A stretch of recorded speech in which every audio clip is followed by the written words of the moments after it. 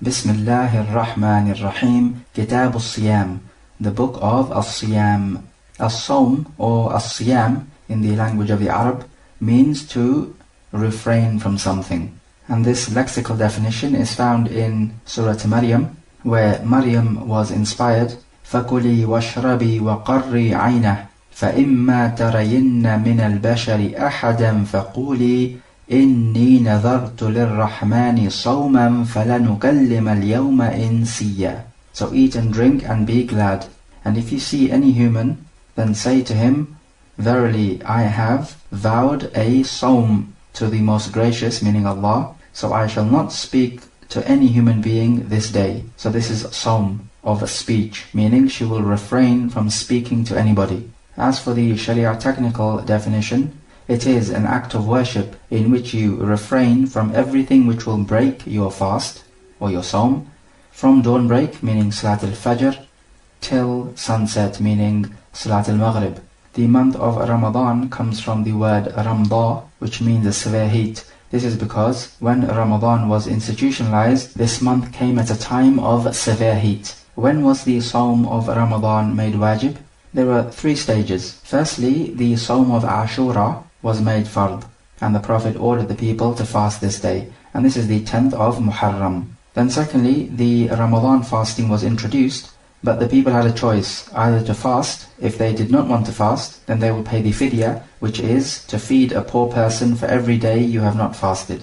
And the evidence for this in Surah Al-Baqarah, وَعَلَى الَّذِينَ يُطِيقُونَهُ فِدْيَةٌ طَعَامُ مِسْكِينٍ فَمَنْ تَطَوَّعَ خَيْرًا فَهُوَ خَيْرٌ لَهُ وَأَنْ تَصُومُوا خَيْرٌ لَكُمْ إِن كُنْتُمْ تَعْلَمُونَ. And as for those who can fast, then they have a choice, whether to fast or to feed a poor person for every day they have not fasted. But whoever does some optional good, then this is better for him, and for you to fast is better for you if you but knew. So at this stage now, the people are given a choice. But with the next ayah, we have an abrogation, and there is now no longer a choice. As Allah Jalla wa Ala says, شهر رمضان الذي أنزل فيه القرآن هدى للناس وبينات من الهدى والفرقان فمن شهد منكم الشهر فليصم. The month of Ramadan, in which the Qur'an was sent down, a guidance for mankind, and clear proofs from the guidance and a criterion between right and wrong. So whoever witnesses the month, then let him fast it. What is the status of fasting Ramadan? It is one of the pillars of Al-Islam, and of course we know it is wajib, based upon certain conditions which we shall discuss. And it is wajib according to the Qur'an, the Sunnah, and the Ijma' of the scholars. And it is not a new act of worship. It was ordained for the nations before us, as Allah Jalla wa Ala says, كُتِبَ عَلَيْكُمُ الصِّيَامُ كَمَا كُتِبَ عَلَى الَّذِينَ مِن قَبْلِكُمْ. Siyam has been ordained for you just like it was ordained for those before you. What is the virtue of fasting? The reward is only known to Allah Jalla wa Ala, as we find in the Sahihain, and it is the Hadith Qudsi. The Prophet said, قال الله عز وجل كل عمل ابن آدم له إلا الصيام هو لي وأنا أجزي به فوالذي نفس محمد بيده لخلفة فم الصائم أطيب عند الله من ريح المسك. That Allah Azza wa Jalla says, every action of the son of Adam is for him, except the Siyam. It is for me, and I will reward this action by the one who has the soul of Muhammad in his hand. The changing smell of the mouth of the fasting person is better with Allah than the fragrance of misk, which is a type of perfume. So what does this mean, that the fasting is for Allah? Is it not true that every single action is for Allah from the acts of worship? Yes, it's true, and there are different explanations to this. But a good explanation is that all acts of worship normally require a physical action which you perform, so other people can see that you're performing this act of worship, whether it be the salah, the sadaqah, the hajj, fighting, Qur'an recitation. These are all actions in which you're doing something and other people can see you do it. As for fasting, you're not proactively doing anything, so nobody can tell that you're fasting. So the ikhlas in this action is going to be purer. Hence it is totally for Allah. And because the ikhlas is going to be purer, the reward is going to be higher. And so Allah says He will reward you for this action. So no doubt the reward will be multiplied because of the extra sincerity. And we find another virtue in this hadith, that the changing smell in the mouth of the Sa'im is better with Allah than the fragrance of misk. This is because this smell in your mouth has emanated because of an act of worship. So that which emanates because of an act of worship is beloved to Allah Jalla wa Ala. Just like the blood of the shaheed. It emanates from an act of worship and it is beloved to Allah Jalla wa Ala. This is why the shaheed is not washed of his blood. Because on Yawm al-Qiyamah he will be resurrected and his blood will be smelling like misk. What are some of the wisdoms behind Allah legislating this act of worship? Only Allah Jalla wa Ala knows all of them, but we can suggest some. First of all, we can say it is one of the greatest acts of worship, and it is there for you to form a relationship between you and your Creator. When you love something, then you should be prepared to give up your desires for that something. And there can be none whom you love more than Allah, as He is responsible for your life and responsible for every heart that beats in your body. Secondly, we can say it develops patience in you. It develops patience in performing an act of worship. It develops patience in abstaining from sinful activities because you don't want to ruin your fast. And it develops your patience in terms of being patient with the decree of Allah Jalla wa Ala. And the decree of Allah sometimes can be painful to you, just like fasting may well give you the pangs of hunger and thirst. But you have to be patient on this qadr of Allah. So with this now we find that fasting involves patience in all three departments of patience. Being patient in acts of worship, being patient in refraining from sinful activities, and being patient on the qadr of Allah Jalla wa Ala. Thirdly, we can say it gives you a chance to experience hunger and thirst. So you have empathy and you can know how other people feel who are less fortunate and they don't have food and drink. So it's important to share the pain of your fellow man. Not only that, but when you experience this pain, then you will appreciate the ni'mah of Allah Jalla wa Ala more. Otherwise, you're going to take it for granted. You have your food, you have your drink, you have your money. It is natural for a person to take it for granted, but when you lose it, then you realize what you have lost. Much like your health. You take your health for granted, but when you become seriously ill, and it handicaps you, and it restricts you to your bed, then and only then will you truly appreciate what good health really means. So basically, we understand this world through opposites. You understand day because you understand night, and vice versa. You understand male because you understand female, and vice versa. You understand good deeds because you understand evil deeds, and vice versa. We understand this world through opposites, and this is the sunnah of Allah Jalla wa Ala. And fourthly, we can say it has medical benefits. When your stomach remains empty, then this gives your digestive system a rest, and it is also effective for losing weight.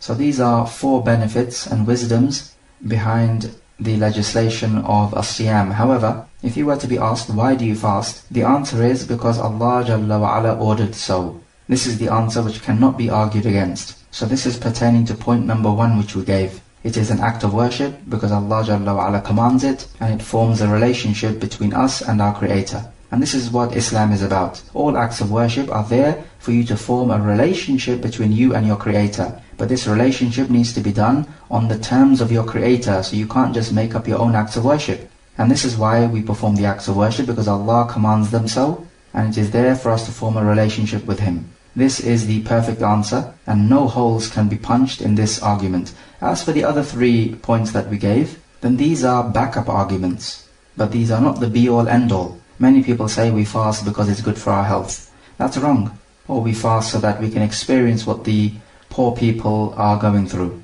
That's wrong. Even though it is correct from one angle, but this is not the reason why we fast. It is a pleasant side effect of the true reason. Now let us move on to talking about the conditions for the siyam to be wajib. There are 5. Number 1, you have to be a Muslim. There are plenty of evidences that your siyam cannot be accepted unless you are a Muslim, likewise with all acts of worship. But the most powerful of these evidences, Ayah 54 in Surah At-Tawbah, وَمَا مَنَعَهُمْ أَن تُقْبَلَ مِنْهُمْ نَفَقَاتُهُمْ إِلَّا أَنَّهُمْ كَفَرُوا بِاللَّهِ وَبِرَسُولِهِ وَلَا يَأْتُونَ الصَّلَاةَ إِلَّا وَهُمْ كُسَالَى وَلَا يُنْفِقُونَ إِلَّا وَهُمْ كَارِهُونَ. And nothing prevented their charities from being accepted, except that they disbelieved in Allah and in His Messenger, and they only performed the salah in a lazy state, and they only begrudgingly gave in charity. So this is talking about the munafiqun, who were concealing their kufr, and their charities were not accepted. The point is, charity is something which benefits the other person, as well as benefiting you. So if the charity is not accepted from them, and this benefits the other person, then any other act of worship which only benefits you personally is even more worthy not to be accepted from a kafir. And the siyam only benefits you, it does not benefit anyone else, likewise with the hajj and the salah.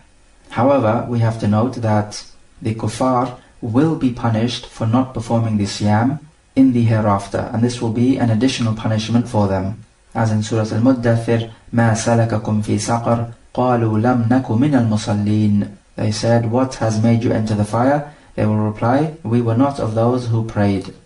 So the fact that they did not pray was one of the reasons for them to be in the fire. Of course they're in the fire because they're kuffar, but if the salah did not have an effect, they would not have mentioned it. This is the issue. And so we can say the same thing with all the laws of the Sharia. The kuffar are going to be punished for not obeying these laws. Even if it be something which is not a major act of worship, like wearing the hijab or growing the beard. These are not pillars of Islam, but they are laws of the Sharia, and hence you will be taken to account for these. Even the kafir will. The second condition, you have to be mukallaf, which is someone who is burdened with acts of worship. And this includes two things. You have to be baligh, reach the age of puberty, and aqil, somebody who is sane as opposed to insane. This is because the pen is lifted from the minor and the insane person. The third condition, you have to be qadir, or able to perform the siyam. As Allah Jalla wa Ala says, وَمَنْ كَانَ مَرِيضًا أَوْ عَلَى سَفَرٍ فَعِدَّةٌ مِّنْ أَيَّامٍ أُخَرٍ. Whoever was ill or on a journey, then he makes up for the fasting in other days. And this illness includes an illness which suddenly comes upon you, like maybe a flu or some other illness in which you will find it too difficult to fast. Or it could be an illness which is ongoing and you're not likely to be healed from it. Or it may not be an illness, it may be somebody who is extremely old, and if he was to fast, this will be detrimental to his health. So in this case, he does not have to fast, because this comes under the same category as the ongoing illness which is not likely to be cured, such as cancer. And we'll talk more about this later. And this is a field where you may need to consult a medical professional and seek his advice. Would it be dangerous for you to fast in this present condition of yours? And you can go in accordance with his advice. It does not matter whether the doctor is a Muslim or a kafir, because the point is he's a professional and his opinion can be accepted. And the Prophet employed a mushrik guide to help him make hijrah from Mecca to Al-Madinah. And so this is a similar thing here. When it comes to a professional field, then you can take advice from a Muslim or a kafir.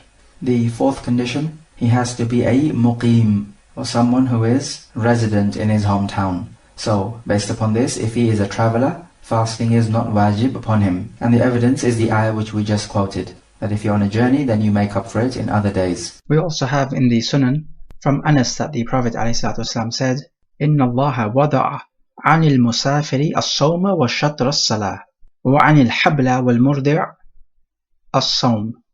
Indeed, Allah has waived from the traveler the fasting and half of the salah, and also from the pregnant woman and the breastfeeding woman, He has waived off them the fasting.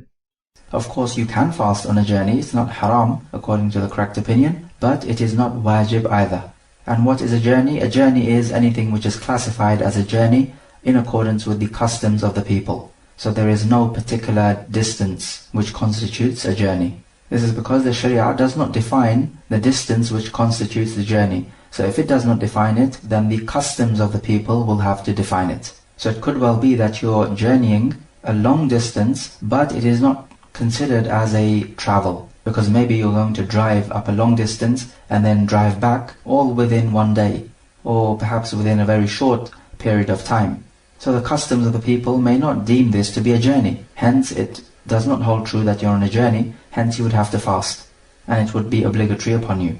And the fifth condition, this is specific to women, is that there must be no preventative factor. And the preventative factor when it comes to the Sawm is the hayd or the nifas, bleeding. And the evidence, as the Prophet says, أَلَيْسَتْ إِذَا حَاضَتْ لَمْ تُصَلِّ وَلَمْ تَصُمْ. Is it not the case that when she menstruates, she does not fast nor pray?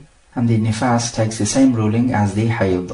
So these are the 5 conditions, and you are required, O listener, Allahu yahfadhuk, to memorize these conditions, just as you are required to memorize all key points which you feel will be useful. Hadith number 539. وعن أبي هريرة رضي الله عنه قال قال رسول الله صلى الله عليه وسلم لا تقدموا رمضان بصوم يوم ولا يومين إلا رجل كان يصوم صوما فليصمه متفق عليه. From Abu Hurairah, the Prophet said, do not bring Ramadan forward by 1 or 2 days fasting, except if it be someone who is fasting a regular fast of his, then let him do so. Muttafaqun alayh. So from this hadith we take, it is haram to fast 1 or 2 days before Ramadan, and if you were to do so, then this fasting will be rejected because you have directly opposed the command of the Prophet. And the Prophet said, Man amila amalan laysa alayhi amruna fahuwa radd. Whoever does an action not in accordance with our matter, then it is rejected. And many ulama have said, it is makruh to fast 1 or 2 days before Ramadan. But the asl with regards to the prohibition is that it is haram. And this is because you don't want to mix up the optional fasting with the fard fasting. So what the Sharia wants is that the fard fasting of the Ramadan be completely separated and not joined on to the optional fasting before Ramadan. So the limits and the barriers of Ramadan are well known. This is the intention behind this prohibition. What we can take from this hadith is that it is permissible to fast after the 15th of Sha'ban. Sha'ban, of course, the month before Ramadan. And we can take this because there is another hadith in the Sunan which says that when the 15th of Sha'ban comes, so half of Sha'ban has passed, then do not fast. Many ulama, including Imam Ahmad, have said that hadith is shadh. So it is authentic, but it opposes a more authentic hadith, which is this one. Because the Prophet is saying, don't fast 1 or 2 days before Ramadan. Which means that 3 or more days before Ramadan, fasting is permissible. But the hadith gives us an exception. There are times when you are allowed to fast 1 day or 2 days before Ramadan. And these will obviously be the optional fasting. It says it must be a fast which is a fast which you are normally fasting. For example, somebody could be fasting Mondays and Thursdays. So this may coincide with 1 or 2 days before Ramadan. Or he may be performing the fasting of Dawood alayhi salam, which is to fast 1 day and break a fast the next day. And this will coincide with 1 or 2 days before Ramadan. So this is permissible for him. Or he could be fasting 3 days every month, which is a sunnah. And let's say there is that third fast left upon him, and he cannot do it until 1 or 2 days before Ramadan. So this is permissible for him to fast. Likewise, he may be making up for some missed fasting from the last Ramadan. So this would not only be permissible, but in fact it would have to be wajib for him to fast. Because you have to make up for the last Ramadan before the new Ramadan begins. Most of the scholars say that after the half of Sha'ban, you are allowed to perform optional fasting. The Shafi'iyya say no, you're not. So for them, it's not just about fasting 1 or 2 days before Ramadan, which is not allowed. For them it is fasting after the 15th of Sha'ban, you're not allowed to do so.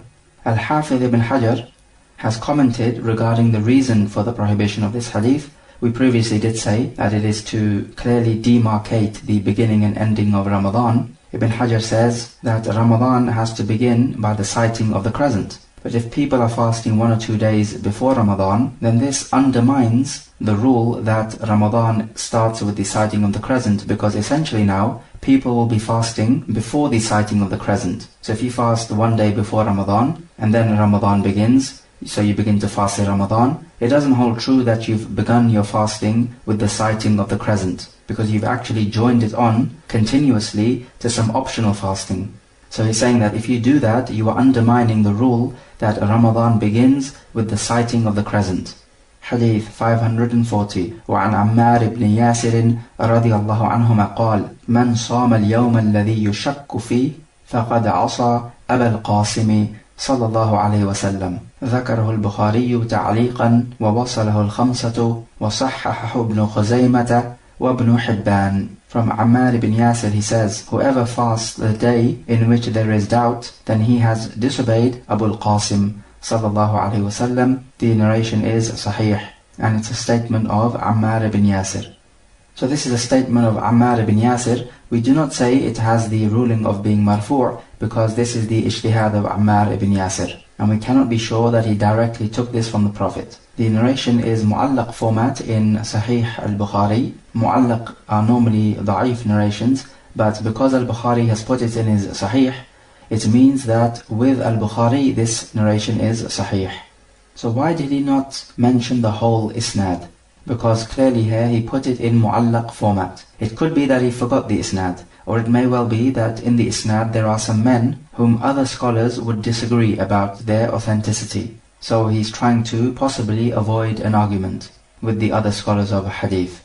So this is why he's hiding the names of the men in the isnad of this narration. He says Abu al-Qasim. He uses the kunya of the Prophet. This is permissible because Ammar is not referring directly to the Prophet. Rather, he's referring to the Prophet in the third person sense, and this is permissible, to use his name Muhammad or to use his kunya Abu al-Qasim. But what you're not allowed to do is when you are addressing the Prophet to call him by his name or by his kunya. The Prophet forbade in his time that anyone should have the same kunya as him, because then if somebody else has this kunya of Abu al-Qasim and somebody calls this person, "Oh, Abu al-Qasim," the Prophet may think that somebody is referring to him, and this could lead to confusion. So the Prophet did not like that. However, after his death, people are free to give themselves the kunya of Abu al-Qasim. So first we ask the question, what is the day of doubt? The majority of the scholars say it is the 30th night of Sha'ban. Remember, the night comes before the daytime, Islamically speaking. So the 30th night of Sha'ban, if it is a cloudy night and you cannot see the hilal if it was to show, because there's too much cloud. So now you're not sure. Is the next day going to be Ramadan or not? Meaning, the next Fajr coming up, are you to abstain from the food and drink or not? You're not sure, because you cannot see the hilal, it is too cloudy. So this now becomes the day of doubt, and you're not allowed to fast this day, except if it is in concord with one of the normal fasting which he is doing, just as in the examples we mentioned in the previous hadith. So in that case he will fast that day of doubt, but not with the intention that this is the Ramadan fasting, but with the intention that this is one of the normal, regular, ongoing, optional fasting which he does. For example, the fasting of Mondays and Thursdays. And Ibn Taymiyyah says that on the 30th night of Sha'ban, if it is cloudy and you're not able to see the hilal, then it is forbidden for you to fast, because the asl is that Ramadan has not started until you have proof that it is started. So therefore the asl is that Sha'ban is still in existence, because we always go back to the asl, and the asl is that it is Sha'ban, and you cannot be removed from the asl except with evidence. And here we don't have any evidence, so we have to stick to the asl. It is still Sha'ban. As for on the 30th night of Sha'ban, it is a clear night, then this is not the day of doubt, because now you can see the hilal if it is in appearance. So if you cannot see the hilal, it means that tomorrow will be Sha'ban, and if you do see the hilal, it means that tomorrow will be Ramadan. What is the ruling on fasting the day of doubt? One opinion says that it is haram. And the evidence is the previous hadith, that you're not allowed to forward Ramadan by fasting a day or two before it. And also this narration of Ammar ibn Yasir. And also the authentic hadith in the Sahih, هَلَكَ الْمُتَنَطِّعُونَ. Those who go to extremes have been destroyed. And forwarding Ramadan without any evidence is going to extremes, because you're transgressing the limits of the Sharia. And also the hadith coming up that you have to fast when you see the hilal and break the fast when you see the hilal of the next month. So this is the first opinion. The second opinion is that it is wajib to fast this day. And they take the evidence that Ibn Umar would fast this day, that it would be the 30th day of Sha'ban and it would be cloudy and Ibn Umar would be fasting it. And they also say that you're fasting it just in case it is Ramadan. But of course this opinion goes against the authentic evidence. So if you go against the authentic evidence, then there is no such thing as you keeping on the safe side. In fact, you're not keeping on the safe side if you go against the evidence. There's a third opinion which says that it is not wajib, but it is mustahab. And they also take as evidence the action of Ibn Umar, that he would fast the 30th day of Sha'ban when it was cloudy. And this narration is authentically found in Sunan of Abu Dawud. But the action of Ibn Umar cannot go against the authentic narrations which we have. The fourth opinion, that fasting is makruh. So they take the prohibition to be makruh and not muharram. The fifth opinion, that fasting this day of doubt is mubah, permissible. The sixth opinion is that you go by the normal cycle of the lunar months. What this means is that if you have 2 months in a row which are 29 days, then normally the third will be 30 days.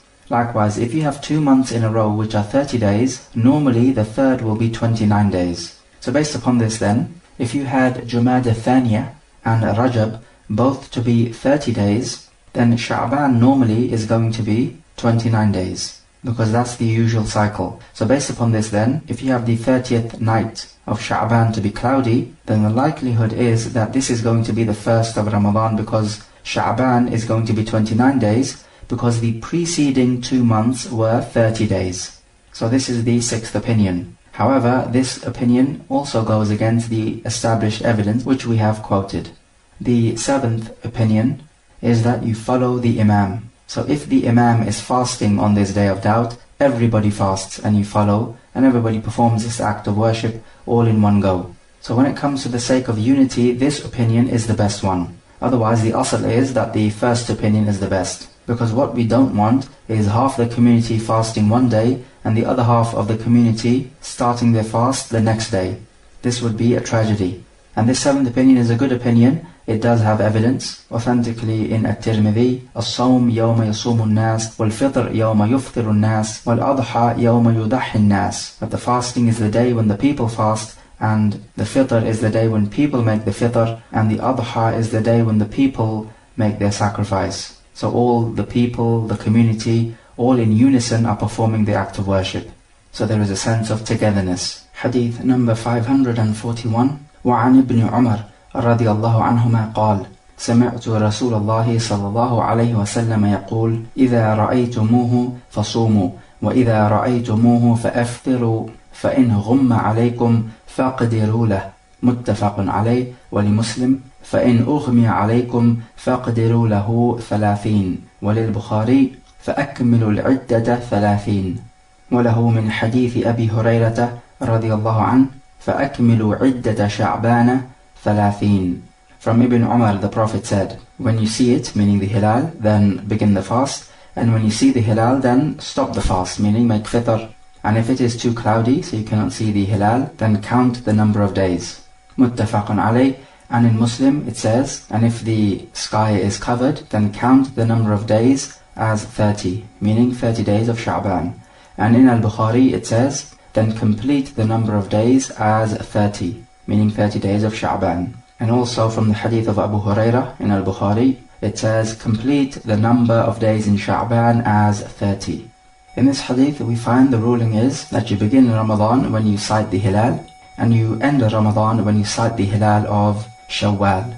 As for the words of the Prophet, فَقَدِرُوا لَهُ, then count it, some ulama have given a different explanation. They say, فَقَدِرُوا لَهُ means shorten the number of days in Sha'ban. And they take the evidence from the ayah in Surah At-Talaq, وَمَنْ قُدِرَ عَلَيْهِ رِزْقُهُ فَلْيُنْفِقْ مِمَّا آتَاهُ اللَّهُ. And whoever has his provision shortened, then let him spend from what Allah has given him. So based upon that opinion, they say, you have to treat Sha'ban as 29 days, if it is cloudy on the 30th day. So if it's cloudy on the 30th day, you would treat it as the first of Ramadan.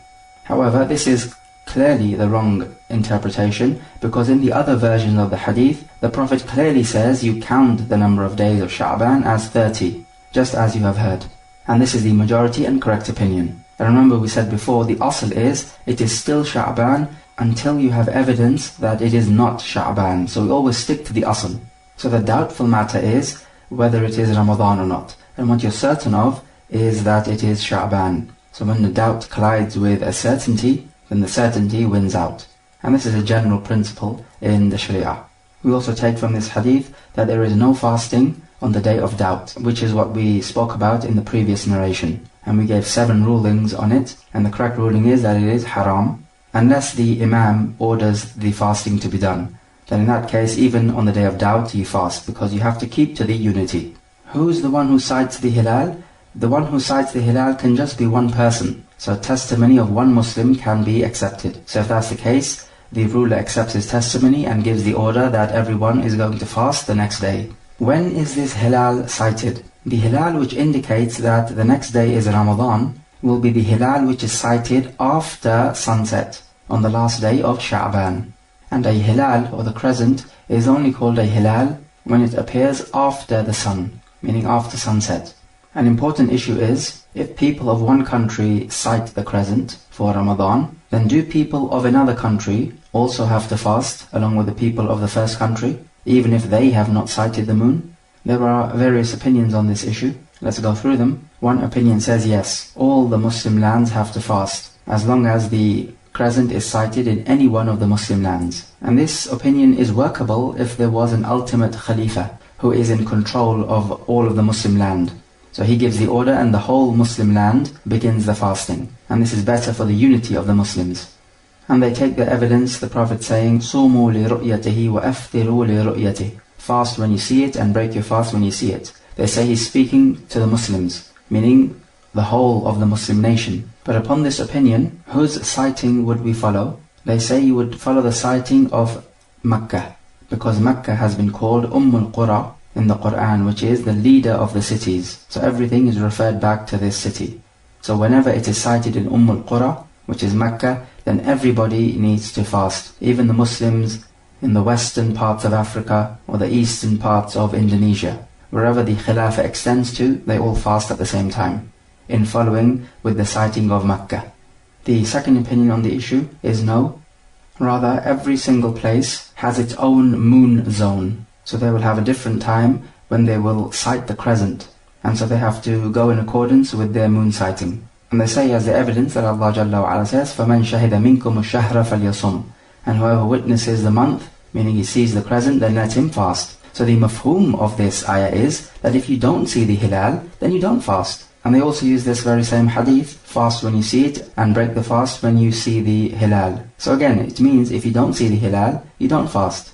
And also they have the critical narration in Sahih Muslim of Qurayb. He says, I came to Asham and I sighted the hilal for Ramadan on the night of Jumu'ah. He says, then I returned to Al-Madinah at the end of the month. And then Ibn Abbas asked him when he saw the hilal. And he says, I said to him, I saw it on the night of Jumu'ah, which is the Friday night, meaning the night preceding the day of Friday. And then Ibn Abbas replied, but we saw it on the night preceding Saturday. So we will keep fasting until we complete 30 days of Ramadan or until we see the hilal. And he said, هَكَذَا أَمْرَ رَسُولُ اللَّهِ صَلَّى اللَّهُ عَلَيْهِ وَسَلَّمَ. This is how the Prophet ordered it. So clearly we see now that everybody is following their own moon sighting. And back then the Khilafah was obviously established. And clearly nowadays this is the most workable opinion, because there is no ultimate Khalifa. It has been mentioned in some books that the distance of 2,226 kilometers means you are within the same moon zone. So you're going to sight the crescent at the same time. The third opinion on this issue is that you simply follow the Imam in the place which you are. And this is taken from the crucial hadith in At-Tirmidhi authentically, الصوم يوم يصوم الناس والفطر يوم يفطر الناس والأضحى يوم يضحي الناس. That fasting is the day when the people fast, so you have to do it in the Jama'ah. So this would then mean even if you yourself sighted the crescent, but your testimony is not accepted for whatever reason, and the Imam gives the order, or generally the people are going to fast the day after, the next day, and not the same day which you are meant to fast because you saw the hilal yourself. So in this case now what do? Do you fast in accordance with your own sighting? Because whoever sees the hilal, he should fast it as the Quran says, as well as the hadith. Or are you going to delay and fast when the people start to fast? So let's say you sight the crescent on the night preceding the Monday. This means that on the Monday morning you should begin your fast. But the people are going to fast on the Tuesday morning because they have not accepted your sighting of the moon. So when do you fast? Monday morning, which is in accordance with your sighting, or Tuesday morning, which is in accordance with the general view of the Muslims you are living amongst. Some scholars say that he fasts on the Monday morning, but he does it secretly, so as not to show his opposition to the main bulk of the Muslims. But this is a weak opinion. There can be no doubt the correct opinion is you have to let go of your own opinion and follow the Jama'ah. Because then it could also be that you have the fitr on the different day as well. And how are you going to celebrate Eid by yourself? So the point is you have to go with the Jama'ah. And the evidence, as we quoted authentically in Sunan At-Tirmidhi, this is the crucial evidence. And the other point is, even though you have sighted the crescent, but the month officially has not begun. How can this be when clearly you've cited the crescent?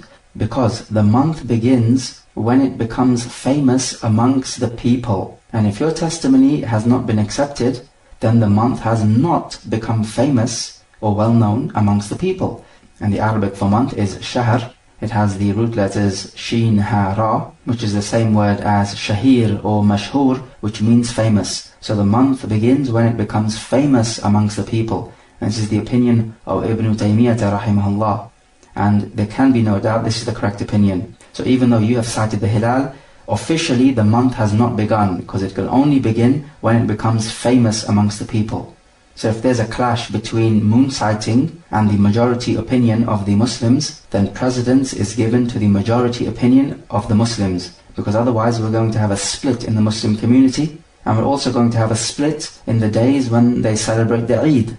And this is clearly absurd. As for the hilal of the Shawwal, then you need 2 witnesses for this and not 1. So for Ramadan you just need 1, and the hadith for this is coming up. We can also take from the hadith that this deen is ease, because if the sky is cloudy and we cannot see the hilal, if it was there, then we complete Sha'ban as 30. What if in reality the hilal was present and we could not see it because of the clouds?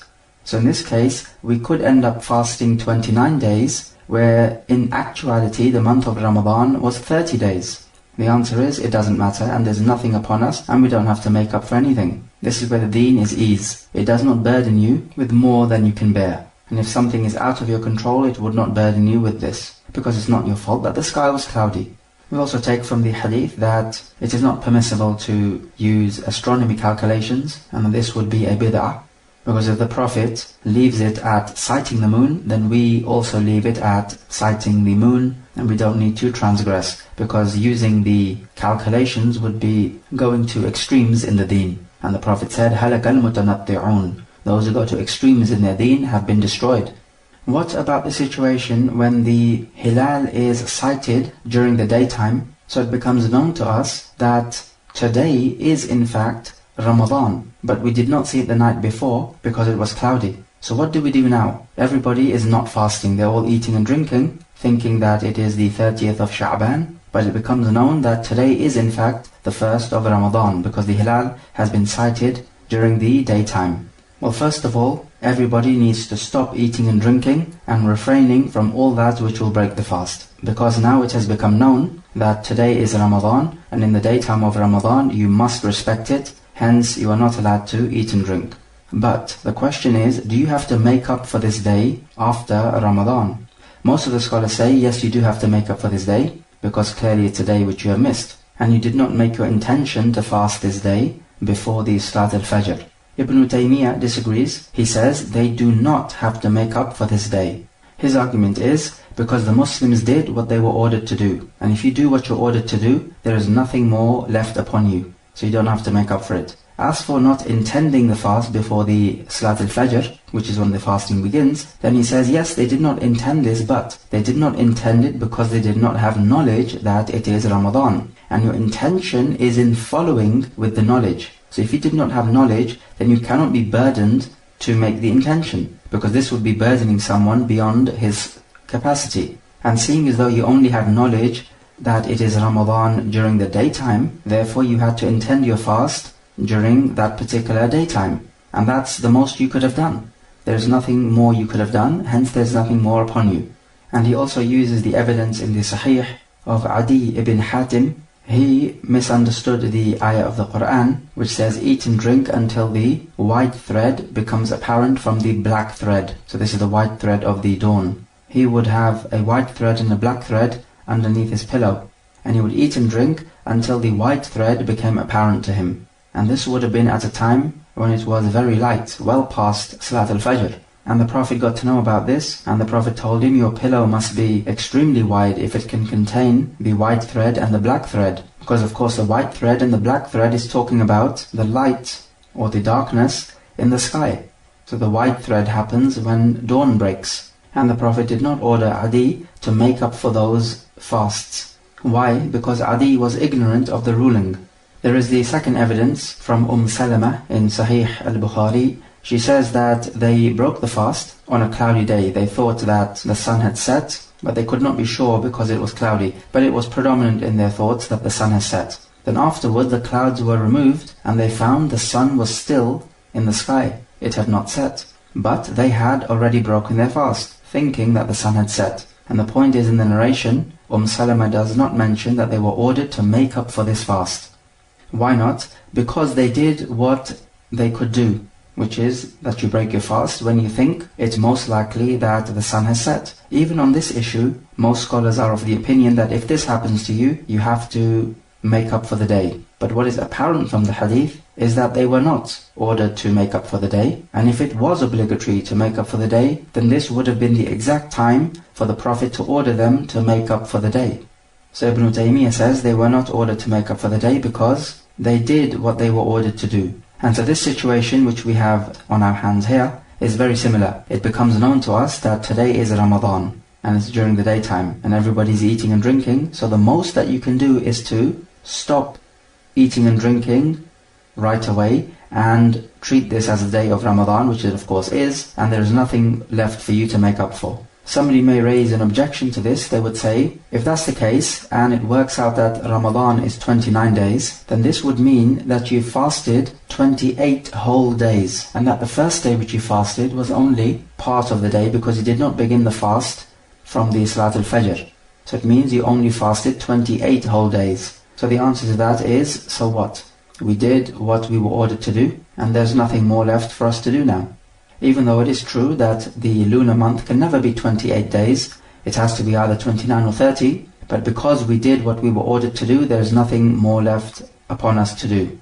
So it means we fasted 28 days and a part of a day. Most scholars say that it is best to be safe and make up for that day, but from a logical standpoint of view, this opinion of Ibn Taymiyyah is very strong. It is backed up with sound reasoning and also further supporting evidences which we have quoted. So we have just discussed an issue in which a people who are eating have to immediately stop eating. And this links on to another issue. A woman is in her menses, so that means obviously in Ramadan she is not fasting and she's allowed to eat and drink. But during the day her menses finish. Does this mean for the rest of the day it is obligatory upon her to refrain from the eating and drinking, just as in the previous example? The answer is no. And this is a difference you need to notice. Why is this? Because her permission to eat and drink during her menses was a permission given to her by the Sharia.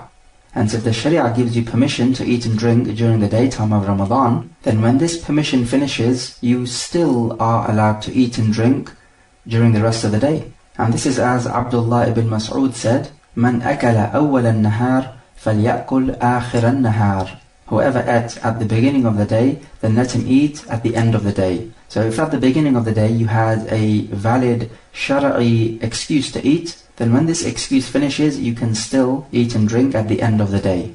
And you just simply make up for the day after Ramadan. What about a traveler?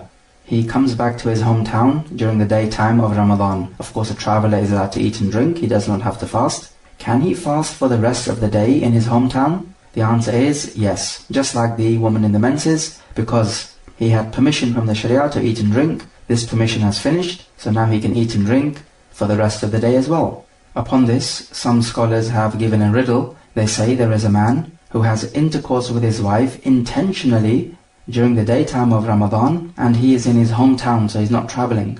And he knows the ruling that you're not allowed to have intercourse during the daytime of Ramadan with your wife. Despite all of this, he still does not have to pay the kafara for intercourse during Ramadan, which is to either free a servant, or fast 2 consecutive months, or feed 60 poor people. So how can this be possible? And the answer simply is, he and his wife return back to their hometown from a journey during the daytime of Ramadan. So they didn't have to fast at the beginning of the day, so they don't have to observe the rules of the fasting at the end of the day. So they are allowed to have intercourse even if it is intentionally, and they know the ruling. Still, they do not have to give the kafara. What about if a person is ill at the beginning of the day in Ramadan, then he recovers? Is he allowed to eat and drink? The answer is yes, and his ruling is the same as the previous two. What about the woman who is breastfeeding? She does not have to fast. Hence, if she finishes the breastfeeding during the daytime of Ramadan, then she does not have to observe the rules of the fasting during the rest of the day because she had a valid Shara'i excuse not to fast. And the evidence that the breastfeeding woman does not have to fast is the hadith, إِنَّ اللَّهَ وَضَعَ الصِّيَامَ عَنِ الْحُبْلَى وَالْمُرْضِعِ, that Allah has waived the fasting from the pregnant woman and the breastfeeding woman. The hadith is authentically reported in Sunan Abi Dawud. What about a person who is fasting but he has to save a life of another person and he cannot do it until he eats and drinks something to gain some energy? Maybe a person is in a building of fire, or perhaps a person is drowning or something of the like. Then in this case we say, yes, you're allowed to break your fast because it's a necessity and the Sharia gives you permission. So after you save the person, are you allowed to eat and drink for the rest of the day? The answer is yes. Because the Sharia gave you permission to eat and drink during the daytime of Ramadan, hence you're allowed to eat and drink for the rest of the day as well, in accordance with the statement of Abdullah ibn Mas'ud, which is reported in Al-Bayhaqi. So note these types of people: the traveller, the sick, the menstruating woman, or the woman in her nifas, the breastfeeding or pregnant woman, and the one who has to save somebody's life. These are the types of people, when their excuse finishes, they are allowed to eat and drink for the rest of the day, and they can do all the things which would normally break the fast. Now compare them to another group of people. A child enters upon the daytime of Ramadan. Of course we know he does not have to fast, but during the daytime of Ramadan, he reaches puberty.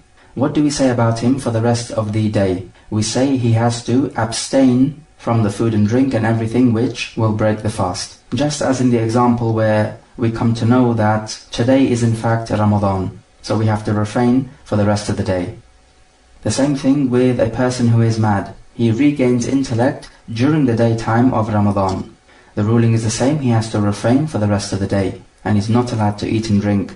What about a kafir who becomes a Muslim during the daytime of Ramadan? Again, the same ruling applies, he has to refrain. So let's sum up this second category: the one who attains adulthood, the one who regains intellect, the kafir who becomes a Muslim, and the Muslim community when they realize that today is in fact Ramadan because the hilal is sighted during the daytime. These four types of people, it is obligatory upon them to refrain for the rest of the day.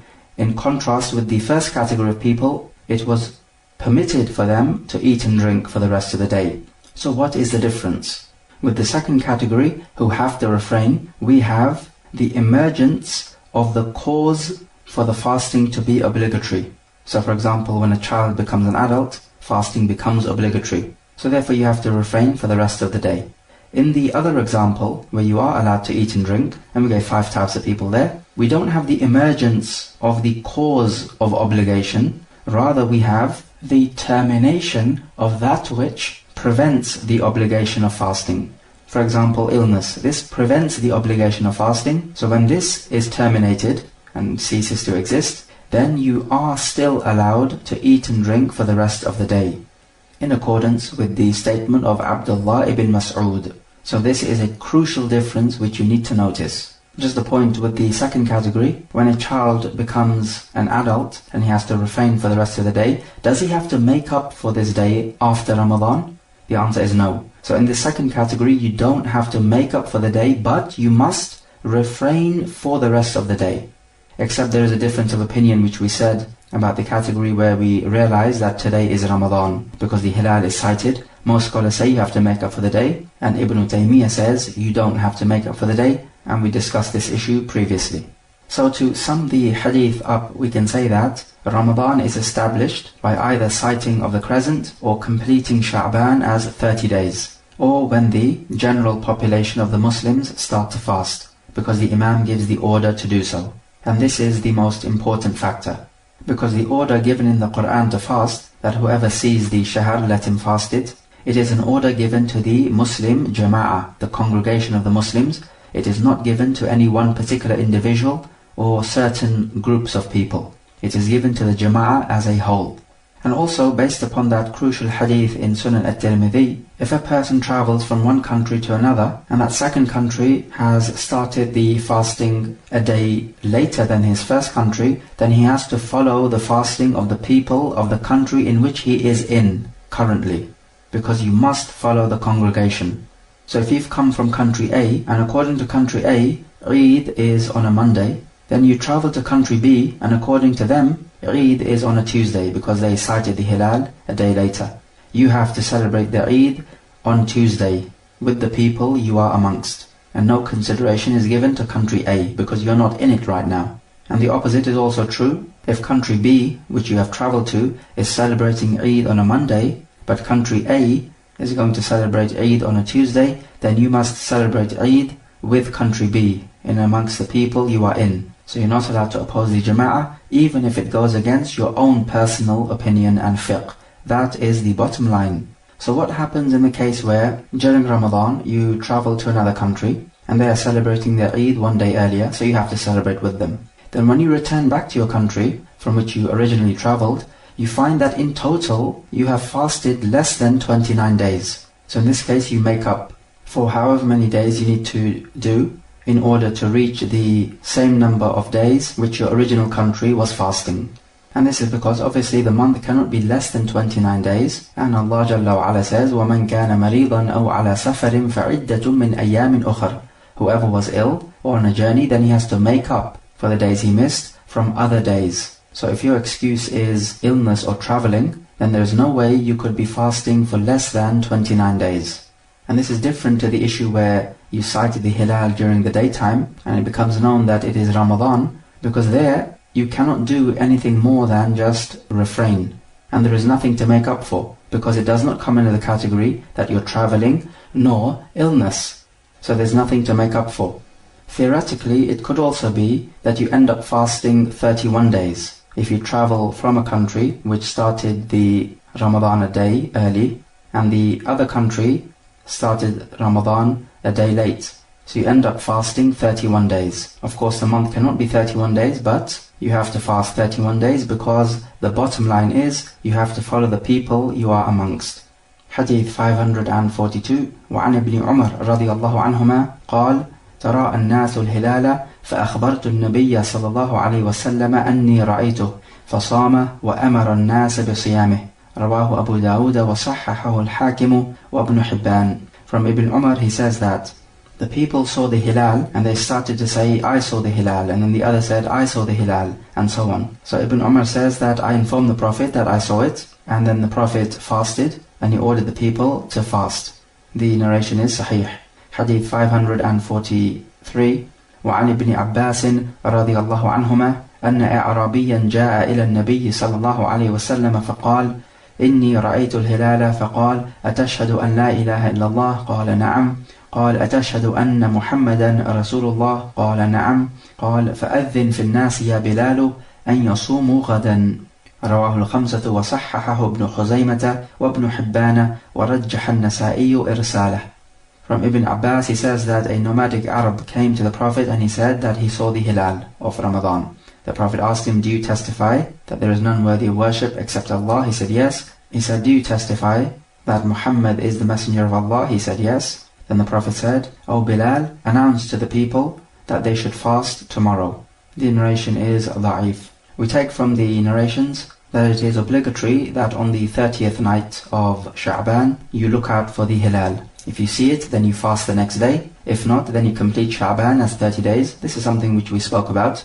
Also, the obligation of announcing Ramadan to the people. Nowadays we have effective means of announcing, so it could be done through the media, and there is no problem. As for the one who testifies that he saw the hilal, this can be taken from one just person, male or female, it doesn't make a difference, as long as we know that he has good eyesight and he is trustworthy. Normally, the beginning of a month is established by the witness of two just people, but Ramadan can be done with just one, because of the evidence which we have.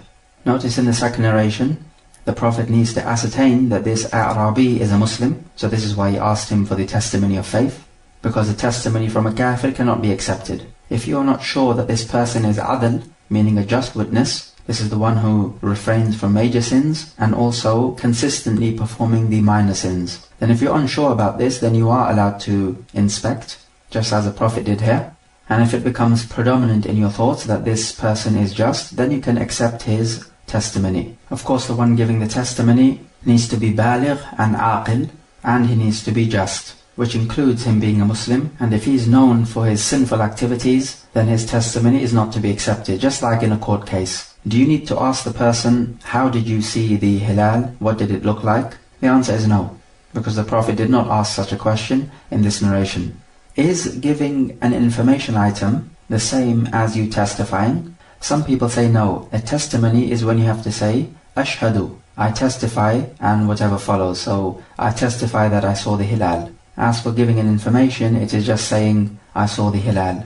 The other opinion is that just giving an ikhbar, an information item, and a testimony are the same thing. And we have an example where a man said to Al-Imam Ahmad that I inform people that the Al-Asharatul Mubashara, the 10 people who were given glad tidings of Jannah by the Prophet, I inform them that they are in Jannah, but I do not testify to it. And Al-Imam Ahmad replied to him, if you are informing people, then you are actually testifying. So informing is testimony, regardless of whether you use the word ashhadu, I testify. However, we can say that we ought to make a distinction between three concepts: khabar, shahada, and riwayah. As for the riwayah, this is when you narrate a hadith, and shahada is testimony in a court case when you testify something for someone against someone else. And testimony is far more strict than riwayah, because with a testimony, in many cases the testimony of a woman is not accepted, like in had punishments, and even in financial affairs you need to have 2 women, whereas in a riwayah, 1 woman can narrate a hadith. In fact, we have many hadith narrated by 1 woman, let's say Aisha or some of his other wives, and other women besides. They have narrated a hadith and they are 1 woman, and we accept this. We do not say no, we need 2 women. So the shahada in a court case, this is stricter than a riwayah, but they have something in common. In both the shahada and riwayah, the asl or the default position is that they are not trustworthy until we have a reason to trust them. Even if they be Muslim, the asl, the default is they are not adl. However, in a khabar situation, and this is when you just give a news item, the asl is that a person is adl, unless you have reasons to think otherwise. So unless you have reason to think that he's a fasiq, then we would accept his news item, because the Quran says that if a fasiq comes to you with a news item, then make sure of it. So do not take it at face value. But in a khabar, the asl is that as long as he's a Muslim, he is not a fasiq. So we can be a bit more flexible. So for example, if a person is leading you in salah and he says that I have wudu, would you believe him? Or would you say, no, we have to ascertain first, are you trustworthy or not? Now this is a khabar, and the asl is that such a person is trustworthy as long as he is a Muslim. So khabar is most flexible than riwayah, because 1 person's statement can be accepted, including a single woman, and shahada is the strictest because you normally need multiple witnesses. We also take from the narration that if you give your answer as na'am, yes, and no more than that, then this is counted as a complete answer, just as the A'rabi did here. So if, for example, a man is asked, have you divorced your wife? And he replies by saying yes, then it means the wife is divorced, even though he did not tell his wife, I divorce you, because the word na'am, or yes, is a substitute for the whole sentence. Let us take some review questions. So question number 1. Define what siyam is, both linguistically and technically. Question number 2. State the 5 conditions of the siyam to be obligatory. Question number 3. We have 2 groups of people. The first group, a woman whose menses finish, a traveler who becomes resident, a person who has to eat and drink to save someone else's life, a pregnant or breastfeeding woman whose pregnancy or breastfeeding state finishes. And now we have the second group of people, a kafir who embraces Islam during the daytime of Ramadan, a child who attains adolescence, and a Muslim who was ignorant and now gets to know that actually today is the day of Ramadan. So these are 2 groups of people which we have mentioned. Explain the difference in ruling between them and explain why there is a difference of ruling.